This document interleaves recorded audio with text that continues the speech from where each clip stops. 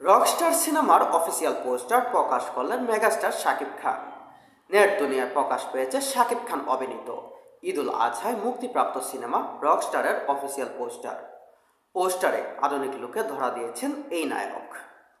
রোববার 24 মে সকালে নিজের ভেরিফাই ফেসবুক পেজে রকস্টার সিনেমার অফিসিয়াল পোস্টারটি আপলোড করেন শাকিব খান। পোস্টারে দেখা যাচ্ছে লাল মার্সিডিস গাড়িতে লাল পোশাক পরে রাজকীয় ভঙ্গিতে বসে আছেন নায়ক। হাতে ধরে আছেন 6 তারের একটি গিটার। রকস্টার সিনেমায় চিত্রনাট্য করেছেন আয়মান আসিফ স্বাধীন। সিনেমাটি পরিচালনা করছেন আমজাদ রসু। এই সিনেমায় গল্প নির্ভরশীল এবং শাকিব খানের লুক সহ সব কিছুতেই নতুনত্ব আনার চেষ্টা করা হয়েছে।